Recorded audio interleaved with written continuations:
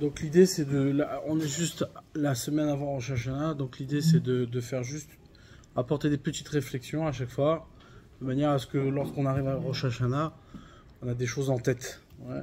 Parce que voilà, toujours la plus grande difficulté c'est de rentrer dans le truc et de se mettre dans le bain. Il y a, pour commencer la réflexion, il y a un midrash très connu. Le midrash il dit... Amar Rabbi Simon il nous enseigne que quoi, que au moment où Akadosh Baruch Hu, il a créé le monde, ouais, alors les anges se sont rassemblés et ils ont formé des groupes. Il y a eu plusieurs groupes, d'accord, ils ont formé des groupes et il y avait des groupes qui disaient il faut créer l'homme, il y avait d'autres groupes qui disaient il faut pas créer l'homme, libérer, va libérer, chacun se disputer, etc.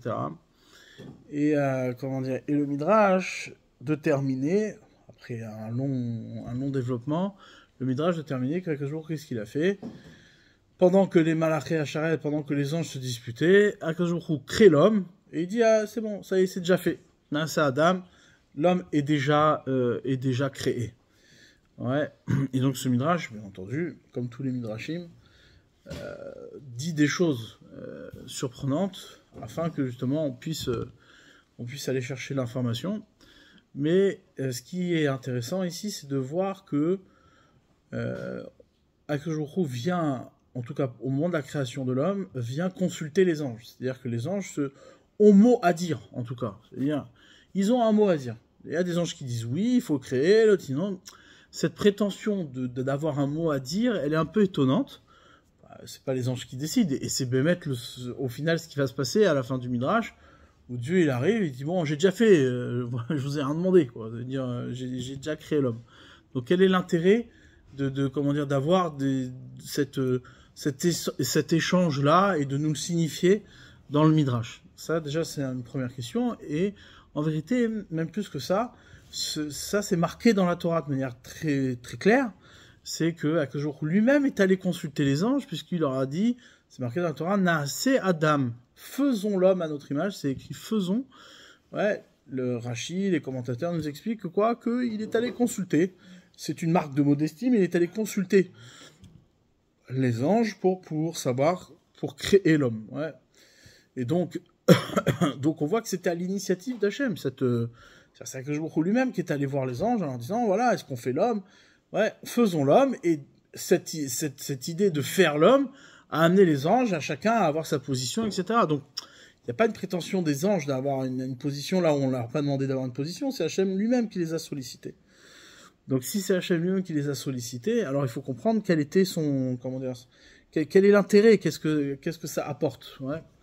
Pourquoi comment dire, j'ai relevé ce midrash là? Parce que Rosh Hashanah,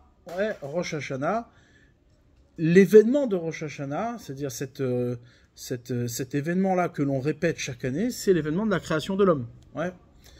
C'est le jour où l'homme il a été créé. Rosh Hashanah, c'est le jour où l'homme il a été créé. Donc, le jour où l'homme il a été créé, l'événement qui se répète chaque année, c'est cette question-là. C'est-à-dire, les anges, il y a des anges qui se disputent, chacun d'un côté, l'autre il dit oui, on crée, l'autre il dit non, on crée pas. Et, comment dire, et en vérité, lorsque nos sages nous parlent de livres ouverts pour la vie ou pour la mort, ben c'est exactement ce qui se pose comme question. C'est-à-dire, est-ce qu'on va créer l'homme, est-ce qu'on va pas créer l'homme? Étant donné que le Rosh Hashanah, c'est le rendez-vous de cette question, ouais, chaque année. On fête justement cette question-là au moment de la création, puisque les anges se sont disputés au moment de la création. Eh bien, on crée pas, et donc, être inscrit dans le livre de la vie, c'est quelque part comment dire, qu'on est créé, et être inscrit dans le livre de la mort, c'est que quelque part on n'a pas été créé, d'accord? Et donc nous, ce rendez-vous de Rosh Hashanah, passer le din, passer le jugement, c'est justement faire pencher la balance vers la création, ouais, vers la création. Donc comment dire, là ici ce midrash, il vient nous dire, c'est que Akadosh Baruch Hu veut nous faire entendre ici. Et comment dire, un point très important par rapport justement à la notion de Teshuvah, et ça va répondre à une question beaucoup plus large. Ouais, c'est quoi, hein? C'est que, qu'est-ce que vient faire Rosh Hashanah? C'est-à-dire, au final, on sait que le jour du pardon, c'est Yom Kippour.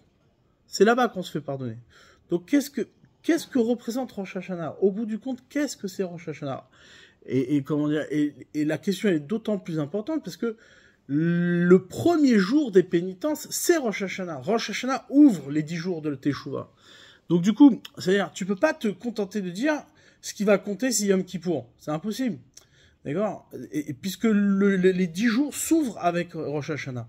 Et ça, c'est la chose qui, comment dire, qui est désolante au plus haut point, mais ça peut s'expliquer, mais dans tous les cas, ça demande une réflexion, c'est de dire, mais attends, comment ça se fait que tu attaches de l'importance à Kippour? Les gens viennent, en tout cas une grande partie viennent à Kippour, mais Rosh Hashanah, ils sont inexistants. C'est-à-dire, il n'y a pas de Rosh Hashanah.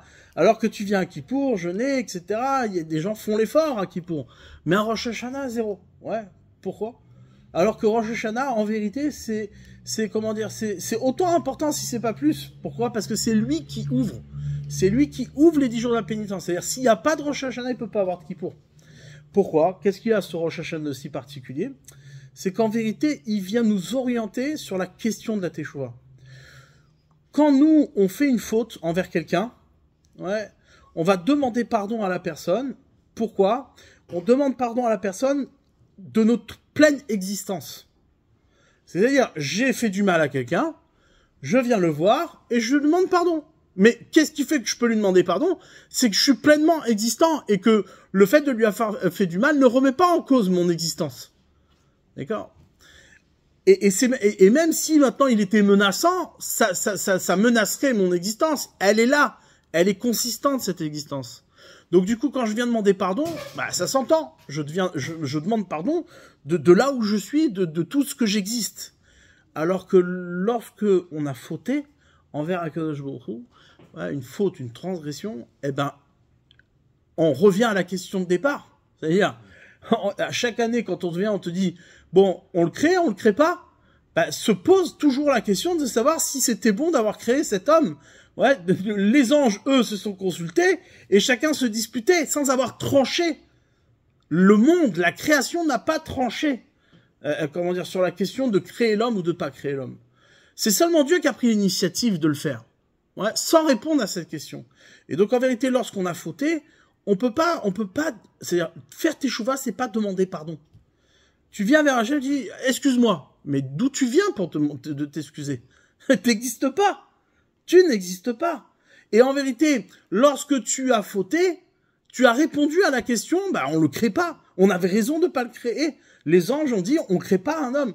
Et qui avait raison? Et c'est ça que comment dire, ce midrash vient, comment dire, nous révéler. Il vient nous révéler qu'en vérité, nos actions, c'est elles qui vont déterminer, c'est elles qui vont répondre à la question. Et à aucun moment, en vérité, tu as une quelconque légitimité de demander pardon. Il faut d'abord que tu existes pour demander pardon. Le fait d'avoir fauté, ça t'a enlevé toute existence. C'est-à-dire, tu es sorti de l'existence. Tu n'existes pas, donc tu peux pas demander pardon. Alors c'est quoi alors?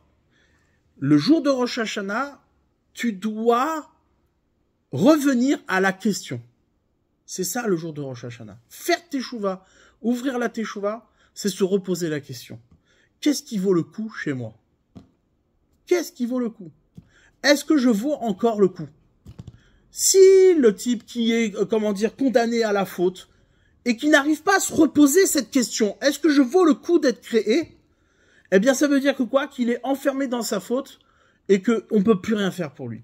Et demander pardon, ça ne sert à rien. Parce que demander pardon, c'est comme si tu considérais, c'est même une insulte à Dieu. C'est comme si tu disais, bon, bah, il y a toi et moi, je t'ai fâché, je te demande pardon parce que je veux avoir ton agrément. C'est pas ça comment dire, l'opération du pardon envers Akadosh Baruch Hu. C'est même dans la relation entre les hommes, lorsqu'une personne, souvent c'est le cas, c'est-à-dire qu'on s'est fâché avec une personne, on va chercher plutôt le fait, c'est-à-dire ce qui nous dérange le plus, c'est que l'autre est fâché.